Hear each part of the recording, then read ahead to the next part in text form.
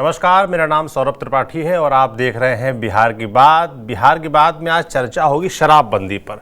2016 से बिहार में पूर्ण रूप से शराबबंदी लागू है और इसी दिन से एक सवाल है जो पूरे बिहार के पूरे देश में उठता रहता है कि क्या वाकई बिहार में शराबबंदी असल में लागू है या ये सिर्फ कागज़ों में है। हम जब बिहार जाते हैं तो अक्सर इस तरह की खबरें भी मिलती रहती हैं कि शराब आराम से मिल जाती है।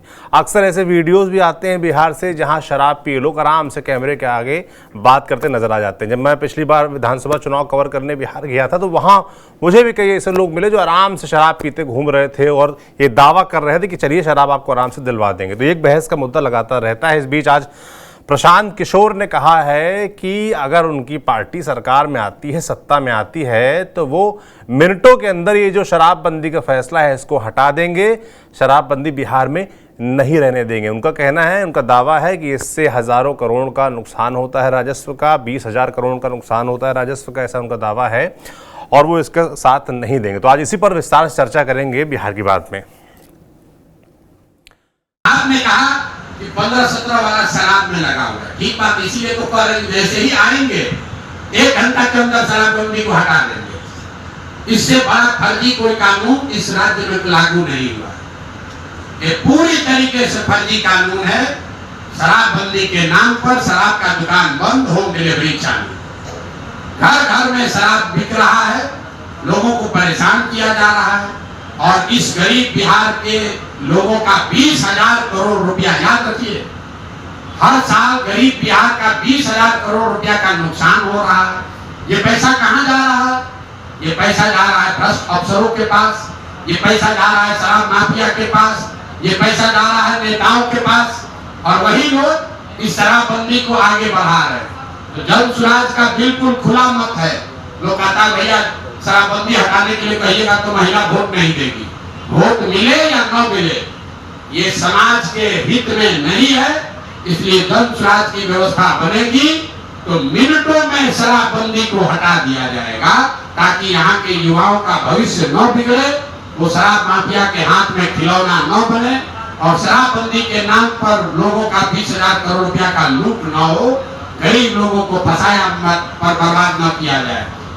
आपको एक आंकड़ा दे रहे, शराबबंदी जब से लागू हुआ है 8.5 लाख केस हुए हैं। इसमें 6,36,000 से ज्यादा केस आज कॉग्निजेंस हो गया है, कोर्ट में चल रहा है। 1,25,000 से ज्यादा लोग आज जेलों में हैं। ये कौन लोग हैं? ज्यादातर समाज का गरीब, वंचित, पिछड़ा आदमी है।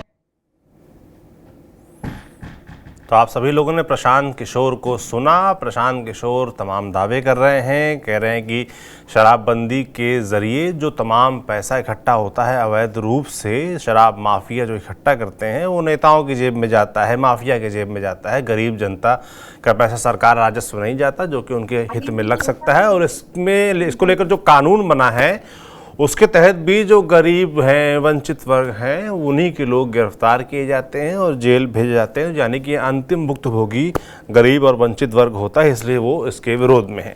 अब इस पर चर्चा करने के लिए हमारे साथ 4 वरिष्ठ मेहमान हमारे साथ जुड़ेंगे।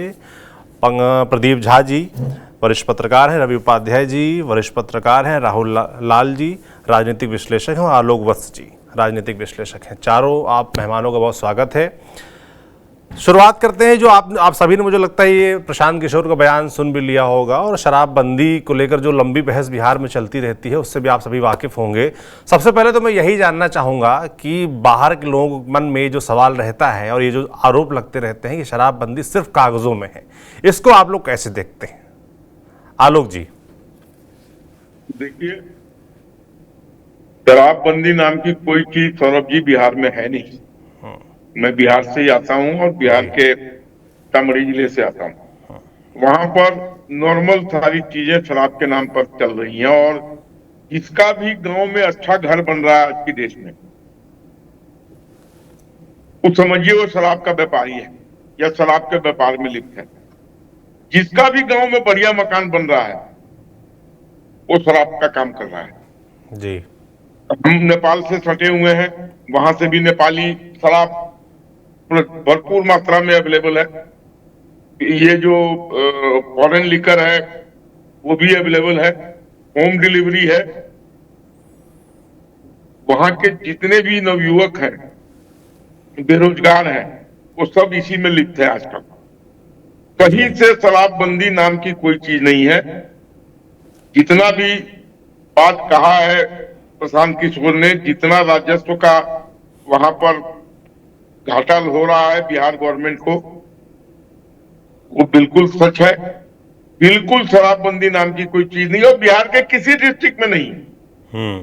यहाँ भी है सब, पूरा माफिया तंत्र नेटवर्क बहुत सॉलिड है। आपको सिर्फ उस लिंक से संबंध होना चाहिए और आपको शराब मिल जाएगा।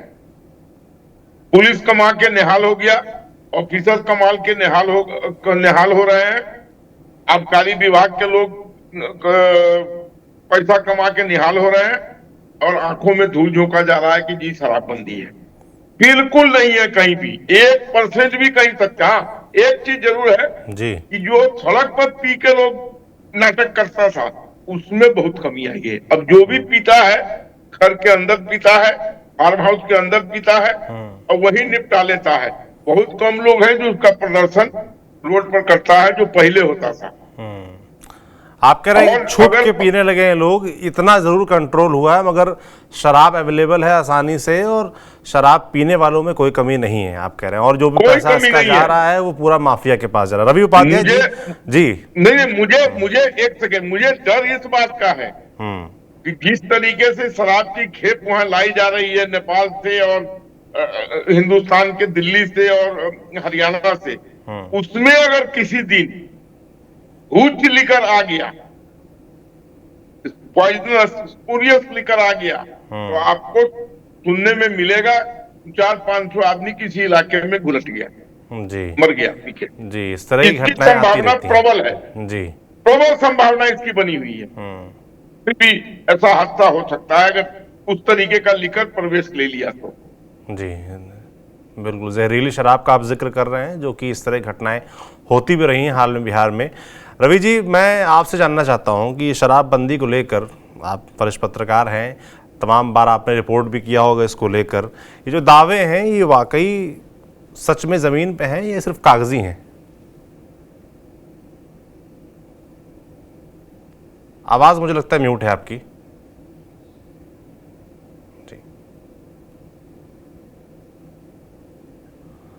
हाँ, देखिए जी। संजय जी, ये निश्चित रूप से ये नीतीश कुमार का यह ड्रीम प्रोजेक्ट है, शराबबंदी, पूर्ण शराबबंदी। लेकिन कहीं ना कहीं ये जो पूरी तरह से ये उनका ड्रीम प्रोजेक्ट कहीं न पेपर पर दिखाई पड़ रहा है। ये ठीक कह रहे हैं, आलोक जी ने ठीक कहा कि वो बॉर्डर पर है, नेपाल से लगा हुआ इलाके पर है, वहां पर तो लोग उस पार जाते ही इसीलिए कि आलोक जी से भेंट हो जाए उनको। आलोक जी जिस जगह से आ रहे हैं, तो वो स्थिति नेपाल में भी है, वही स्थिति झारखंड की सीमा लगी हुई है, वहां पर भी लोग जाते हैं, इधर उत्तर प्रदेश भी जाते हैं। और कई बार तो आप देखिए कि बाबा का दर्शन करने लोग देवघर गए, वहां पर ही अपना वो दूसरा भी जल ढारते हुए नजर आते हैं। ये वही स्थिति वाराणसी में भी है। तो यह सब होता हुआ, लेकिन सबसे बड़ी बात और चिंता का विषय है, जिस पर बिहार सरकार को सोचना भी पड़ेगा, इस ड्रीम इतना बड़ा जो शराब माफिया का ये बिहार के अंदर वो बॉर्डर पार करके, ये सीमा पार करके कैसे पहुंच रहा है। कहीं ना कहीं तो ये मिली भगत है किसी की। और तो और देखिए, जो मद्य निषेध जो डिपार्टमेंट है, उस डिपार्टमेंट के मंत्री हैं रत्नेश सदा। यह जो है सो जन जागरण अभियान की शुरुआत सीता माता की धरती सीतामढ़ी से पिछले दिनों उन्होंने किया, और उन्होंने कबूल किया है, एक तरह से उन्होंने कहा है कि इसमें SC/ST के बच्चे को शराब माफिया प्रलोभन दे करके थोड़ा पैसा दे देते हैं, और गरीबी गुर्बत के कारण वह जो है सो घर तक होम डिलीवरी करते हैं। तो ये इस तरह की बात मिनिस्टर जो रत्नेश सदा हैं वह कहते हुए नजर आ रहे हैं। तो अब आप सोचा जा सकता है कि किस तरीके से नीतीश कुमार के ड्रीम प्रोजेक्ट का क्या हो रहा है बिहार में, यह सबसे बड़ी बात है। और 1 लाख से अधिक लोग, देखिए ये ऑफिशियल डेटा है, 1 लाख से अधिक लोग बिहार के विभिन्न जेलों में शराब के कारण, शराब पीते हुए या कहीं पकड़े जाते हैं, या उसके जो घर तक पहुंचाने की बात आती है उस लिहाज से, तो वो लोग जेल के अंदर बंद है। ये तो ऑफिशियल डेटा है, 1 लाख प्लस हमको जहां तक याद पड़ता है। तो ये, और इसमें कौन लोग पकड़े जा रहे हैं? माफिया तो पकड़े नहीं जाते। माफिया का तो आलोक जी ने बताया कि बड़ा बड़ा जो भवन बन रहा है, निश्चित रूप से वो भवन बन रहा है, और ये उसमें आपको हर स्तर के अधिकारी पदाधिकारी की मिलीभगत है। यह हम इसमें कहने से हमको कोई गुरेज नहीं है। आप देखिए, दरोगा, पुलिस अधिकारी, तमाम तरह के लोग की मिलीभगत के कारण ही तो दिन दुनी रात चौगनी उन लोगों का व्यवसाय है जो कि फल फूल रहा है। और उसमें पकड़े कौन जा रहे हैं? ऐसे निरीह लोग जो कल मंत्री रत्नेश सदा ने जिस बात को कहा है कि गरीब बच्चे जो है सो SC ST समाज के बच्चे जो इसको सप्लाई करते हैं और माफिया लोग उनको पैसा दे करके काम करवाते हैं। तो यह तो स्पष्ट है, यह तो पब्लिक डोमेन में यह बात मंत्री ने कहा है, हम और आप तो कह नहीं रहे हैं। तो यह निश्चित रूप से यह एक मामला, और प्रशांत किशोर ने ये जो बात कही है यह बिल्कुल सही कहा है कि अगर यदि वो आएंगे तो वो उनकी सरकार यदि बनती है तो वो एक झटके में शराबबंदी कानून को हटा देंगे, और निश्चित रूप से हटा देना भी चाहिए। या नहीं तो फिर वो गुजरात मॉडल की तर्ज पर बिहार में होना चाहिए कि देखिए, बड़े बड़े होटलों में आप जाइए, वहां पर जाकर के एक लिमिट, वहां पर जैसे गुजरात में क्या है तो सब कोई जानता है गुजरात में किस तरीके से शराबकुंड, वहां पर भी शराबबंदी है, लेकिन वहां पर पीने और पिलाने का पैमाना तय है। और यहाँ पर यह बात ठीक है कि पूर्ण शराबबंदी होने के कारण रोड पर जो नागिन डांस होता हुआ दिखाई पड़ता था वो नहीं होता है। लोग घर में लुक छिप करके पीते जरूर हैं, इसमें कहा, और वही जो आदमी घर के अंदर पी रहा है वो हुल्लड़पना, वो बदमाशी, वो हुड़दंगई नहीं हो रहा है। बाकी बात तो सब कुछ आदमी को अवेलेबिलिटी है, घर के अंदर लोग पहुंचा दे रहा है और वो पी रहे हैं। यही तो है स्थिति बिहार की दिखाई पड़ रही है, लेकिन उससे राजस्व की हानि भी बिहार की हो रही है। इस बात से भी इनकार नहीं किया जा सकता है। ट्रेजरी पर इसका बोझ पड़ रहा है। बिल्कुल बोझ बढ़ा है। प्रदीप जी, जैसे कि रवि जी, आलोक जी कह रहे हैं कि भाई ये चीज़ एकदम क्लियर है कि शराबबंदी सिर्फ कागज़ों में है, और होम डिलीवरी की बात रवि जी ने कही।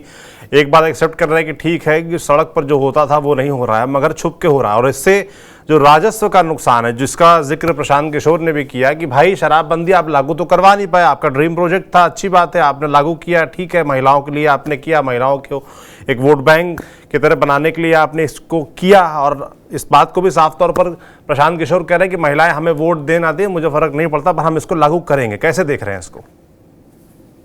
सौरभ जी, मैं थोड़ा अलग तरीके से देखता हूँ इसको।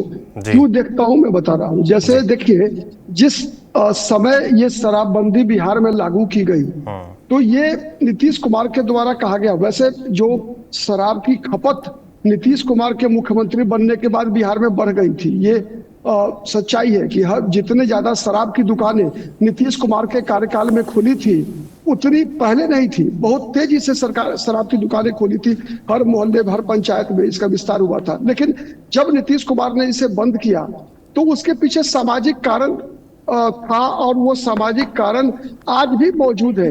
देखेंगे कि जो गरीब परिवार के लोग हैं, वो जो 10,000 15,000 आज के दिन में भी कमाने वाले लोग अपने आमदनी का, अपने बच्चों की पढ़ाई पे ध्यान नहीं देते और वो शराब पी जाते हैं। अपने बच्चों की परवरिश पे वो ध्यान नहीं देते, उनके स्वास्थ्य पे ध्यान नहीं देते, आधा पैसा पी जाता है, जिस कारण से घरेलू हिंसा की से लगभग हर गांव, पंचायत, शहर के परिवार जो है प्रभावित रहते थे। ठीक है, लेकिन पहला वर्ष जिस प्रकार से कड़ाई के साथ इस कानून को लागू किया गया, उसका बहुत ही अपेक्षित परिणाम भी मिला।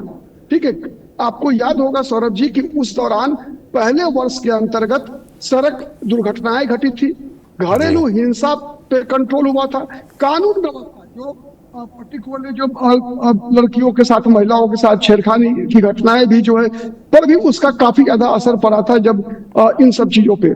लेकिन क्या हुआ कि साल भर के बाद ही जिस प्रकार से लोग पकड़े जाने लगे, उसके बाद ये एक तरह से चुनाव का मुद्दा बनता गया, राजनीतिक मुद्दा में ये परिवर्तित होता गया। और जैसे जैसे राजनीतिक बढ़ती गई इस मुद्दे पर, वैसे वैसे कानून में ढिलाई बढ़ती जाने लगी। और उसी का फायदा जो है, ये जो जिस बात की चर्चा रवि जी कर रहे हैं और आलोक वत्स जी कर रहे हैं अभी, कि इसी का फायदा मुझे लगता है कि ये पुलिसकर्मी लोगों ने उठाया, या स्मगलर्स में कहूँ उनको ज्यादा बेहतर होगा, जो शराब के व्यवसाय करने वाले लोग हैं, क्योंकि वो तो छोटे खिलाड़ी हैं जो सप्लायर का काम करते हैं। बड़े खिलाड़ी को तो आप स्मगलर ही कह सकते हैं, तस्कर ही कह सकते हैं। हैं शराब के, ठीक है। तो वो लोग जो है इस जो कानून के अंदर जो थोड़ा सा ढीलापन लाया जाता रहा धीरे धीरे, ठीक है। जैसे शुरुआत में मैं उदाहरण के लिए बता रहा हूँ, कानून के अंदर था कि जिस मकान के अंदर शराब पकड़ी जाएगी उस घर के मकान मालिक भी उसके लिए जिम्मेवार होंगे और उन्हें भी सजा दी जाएगी, ठीक है। जिस थाने के अंदर शराब पकड़ी जाएगी थानेदार भी उसके लिए जिम्मेवार होगा, ठीक है। तो इन सब चीजों को बदल दिया गया, ठीक है। उसके बाद 50,000 रुपया फाइन देकर जो है आप पहली बार आपको माफी मिल जाएगी।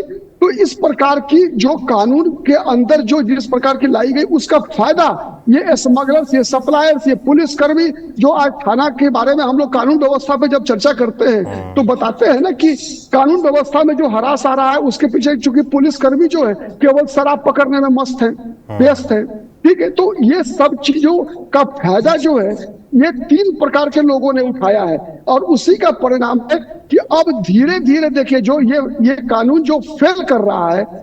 लेकिन एक बात आज भी कायम है, देखिए अगर 302 धारा 302 में किसी व्यक्ति को या 307 में किसी व्यक्ति पर जानलेवा हमला करना या किसी का जान ले लेना, ये बात सबको पता है कि भाई आजीवन कारावास से लेकर फांसी तक की सजा मिलती है, फिर भी ये अपराध नहीं रुका है। तो इसीलिए अपराध तो जीरो हो नहीं सकता, कभी भी कभी नहीं हो आप, तो इसमें आप कैसे अपेक्षा करते हैं। लेकिन सवाल ये है कि इसको कड़ाई से लागू करने की जरूरत है, न कि आप इस कानून को ही खत्म कर दीजिए। तब तो फिर पुराना बिहार जो है आपके सामने होगा, जिस प्रकार से बिहार में सड़क चलती महिलाओं से छेड़खानी, हर चौराहे पर जो है शराब की दुकान खुली होती थी और वहां जो है शाम में 6 बजे के बाद जमघट लगता था, चखना की दुकान बगल में है और शराब लोग पीकर जो है खपटियां कस रहे हैं, ठीक है। तो कई जो अच्छा नंबर 1 नंबर 2 बिहार की तुलना गुजरात से नहीं हो सकती है सौरभ जी, क्यों नहीं हो सकती? देखिए गुजरात का पर कैपिटा इनकम और बिहार के पर कैपिटा इनकम में और दूसरे दोनों के माइंडसेट में जमीन आसमान का डिफरेंस है। गुजरात एक व्यवसायी राज्य है, ठीक है। बिहार में क्या है, बिहार में क्या स्थिति है, हम गुजरात के एक तरह से पासंग के बराबर भी नहीं होते जो व्यक्ति की परचेजिंग कैपेसिटी है उसमें।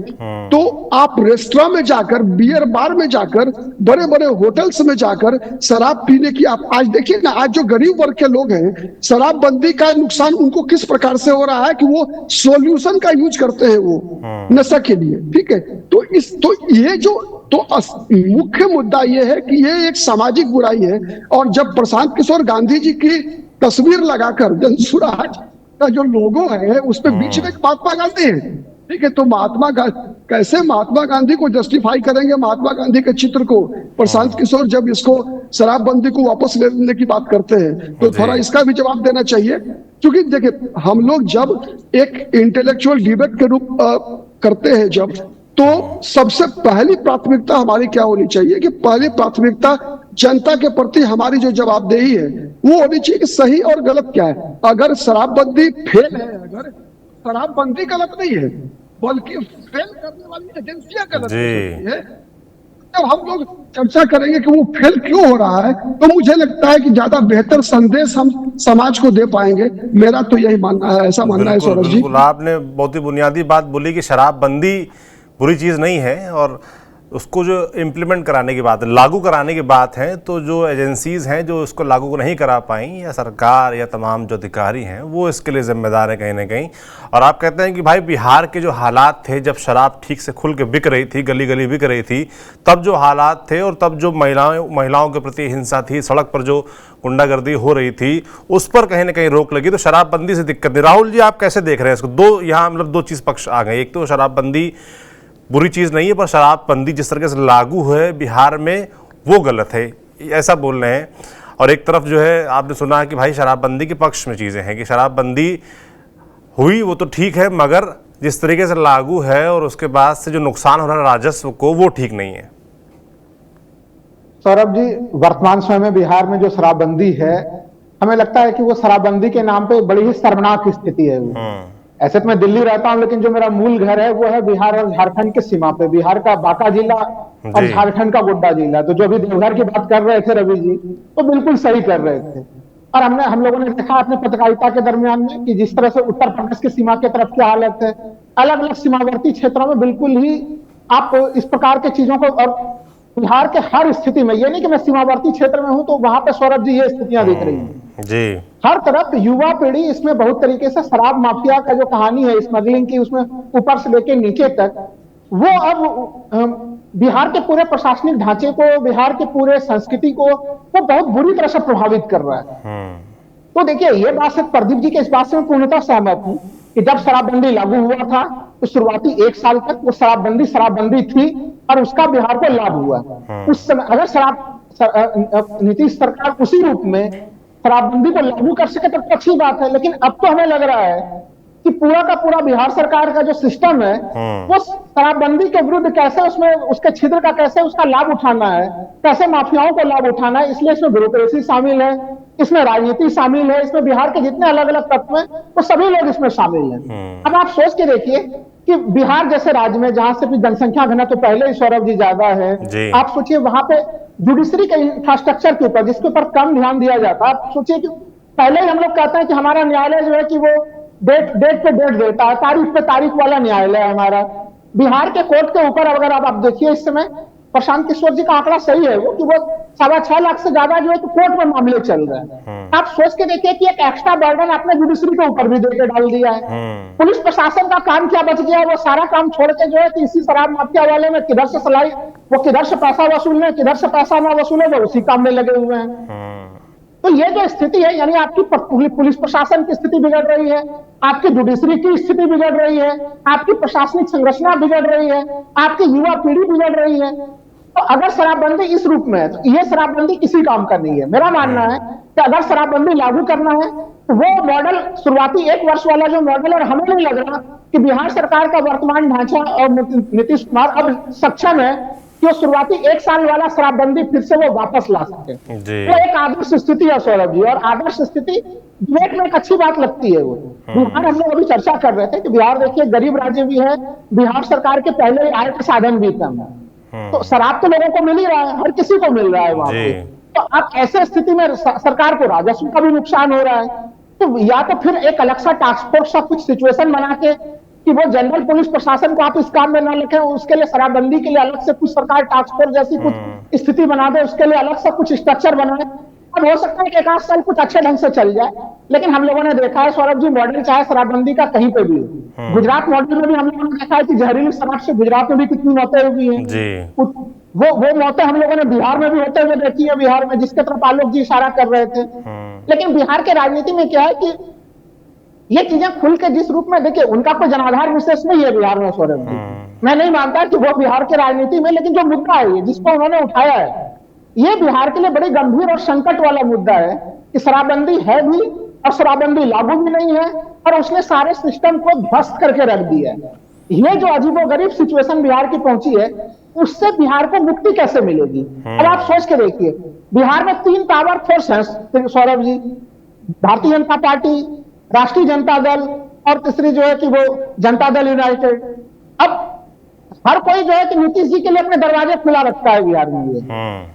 यहाँ पे तो आलोक बस जी खुल के बोल रहे हैं, लेकिन देखिए बीजेपी के लोग भी विरोध नहीं कर सकते इस चीज के, वो नीतीश जी के ड्रीम प्रोजेक्ट तो प्राय बोलने से बचते हैं। आरजेडी ने भी उनके लिए दरवाजे खुले रखे हुए हैं, लगातार बयान आते हैं। तो जो मुख्य विपक्ष में जो आरजेडी है वो भी इसके मामले को लेकर चुप्पी रखती है कि पता नहीं हो सकता है कल के समय में नीतीश जी गठबंधन में कहीं इधर ही आ जाए, तो उनके लिए, इसलिए इस मामले पे बिहार के जो बड़े दल हैं सौरभ जी, उन सबों की चुप्पी मिलेगी आपको।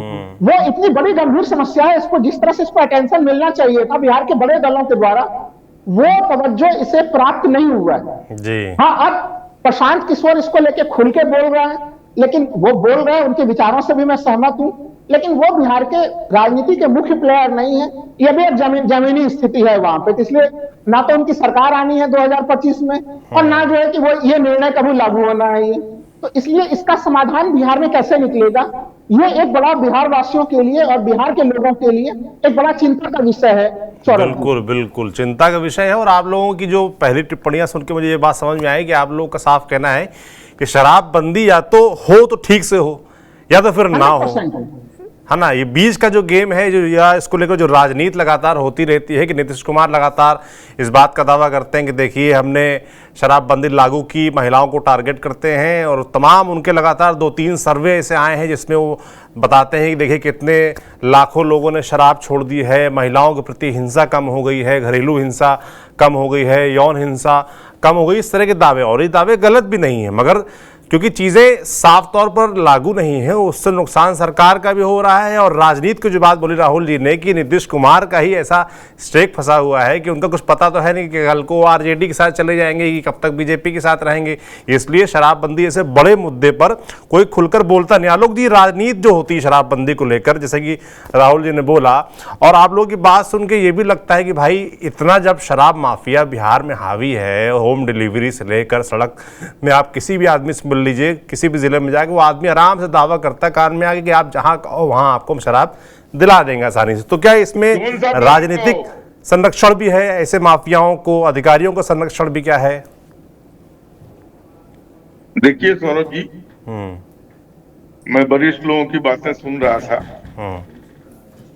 एक तो स्टेट एक्सचेकर को 20,000 करोड़ का लॉस है, उसके अलावा अभी झारखंड, राहुल जी, झारखंड के बॉर्डर के, झारखंड के जितने भी रेस्टोरेंट्स हैं जहां पर लाइसेंस है उनको शराब बेचने का, उनकी बल्ले बल्ले हो गई है। यूपी के जो बॉर्डर के रेस्टोरेंट्स हैं उनकी बल्ले बल्ले हो गई है।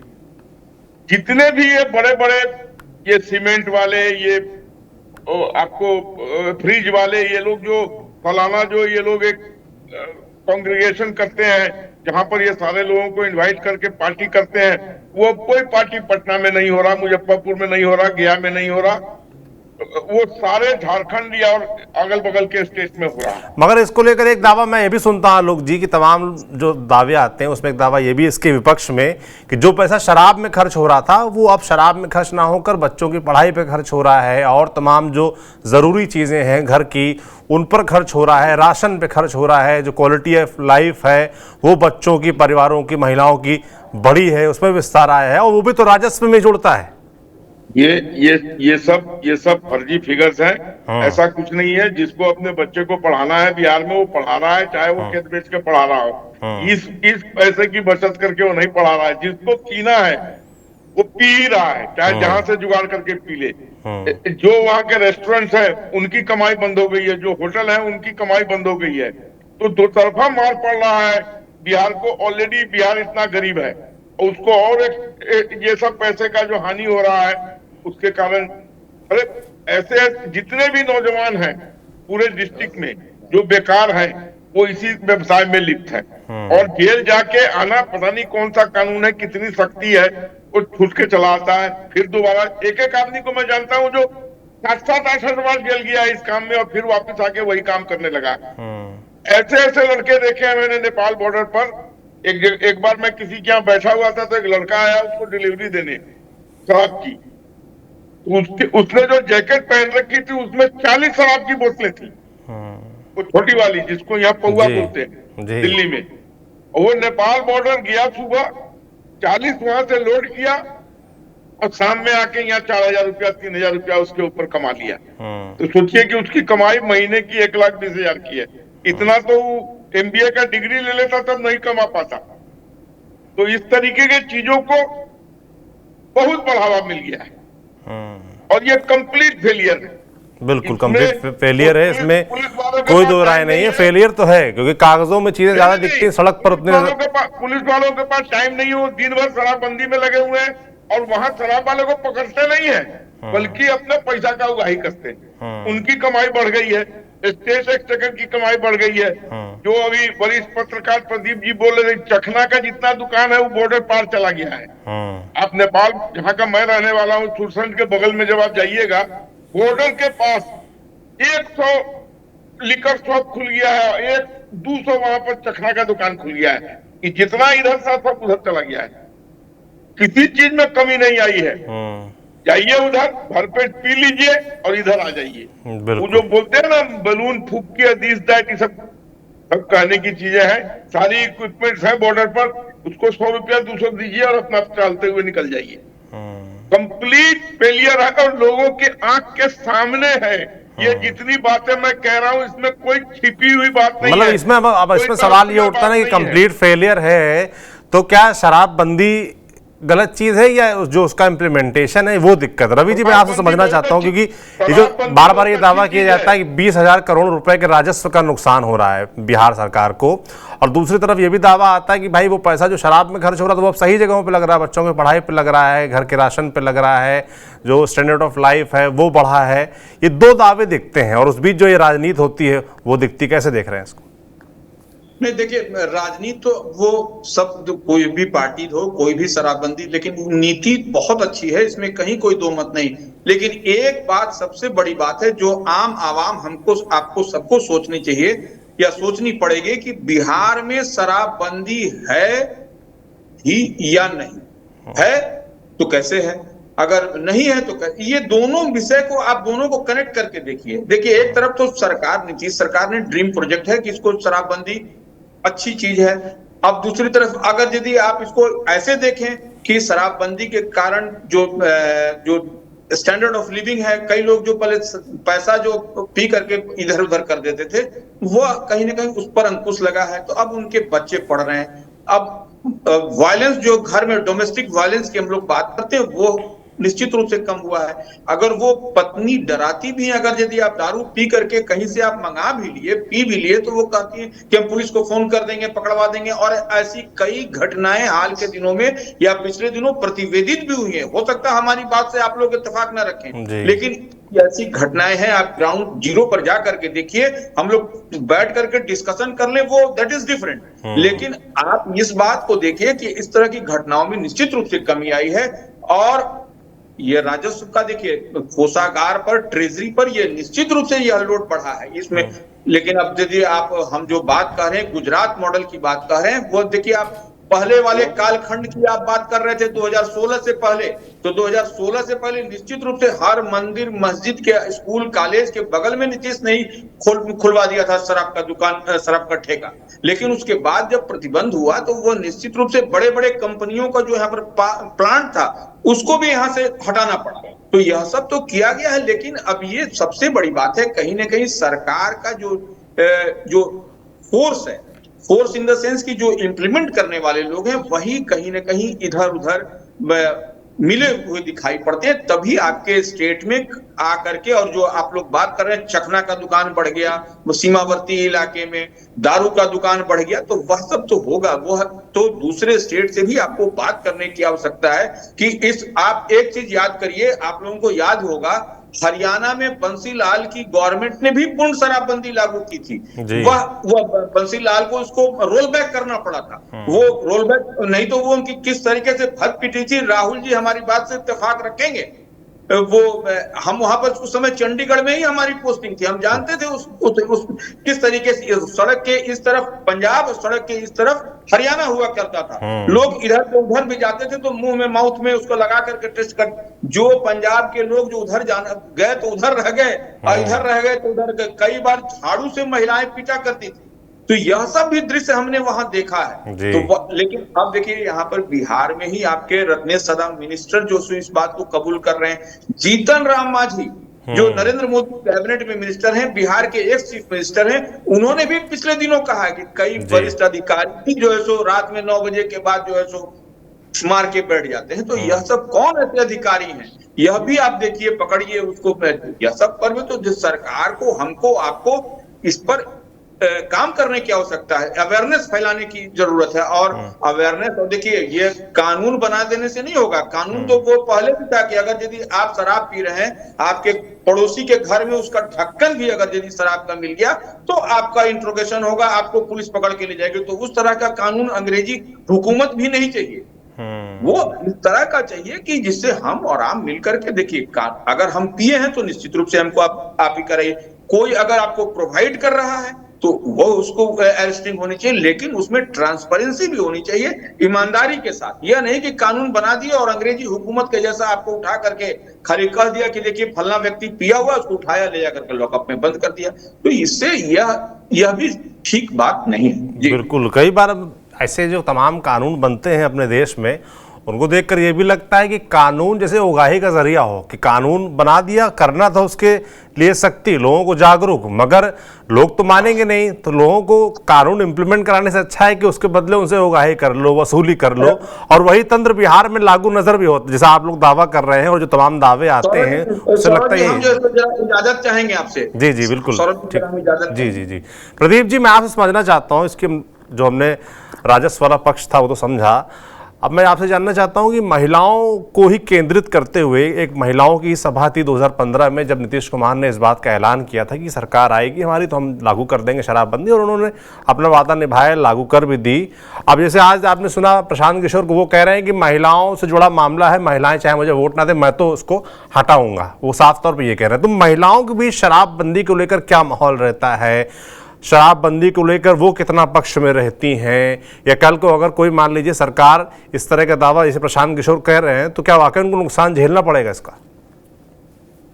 निश्चित रूप से सौरभ जी, अगर शराब के उपयोग से अगर विशेष रूप से जो निम्न मध्यम वर्ग के परिवार है या फिर निम्न वर्ग के, आर्थिक रूप से मैं कह रहा हूं, जो आर्थिक रूप से निम्न वर्ग के परिवार है, उसमें पुरुष सदस्य के शराबी बन जाने से अगर कोई सबसे ज्यादा प्रभावित होती है तो घर की माँ होती है, घर की बेटी भी होती है, बच्चे होते हैं प्रभावित।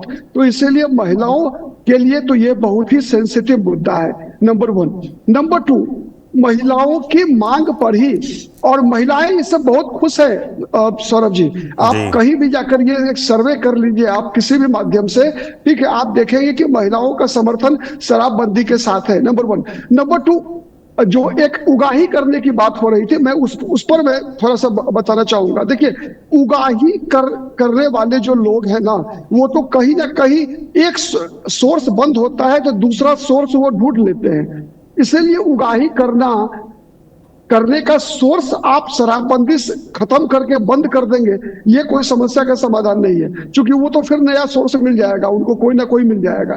देखिए, अपराध, अगर हम मानते हैं कि शराब का सेवन करना हमारे समाज में अपराध है, तो 3 तरीके से इसे रोका जा सकता है हमारे यहाँ, ठीक है।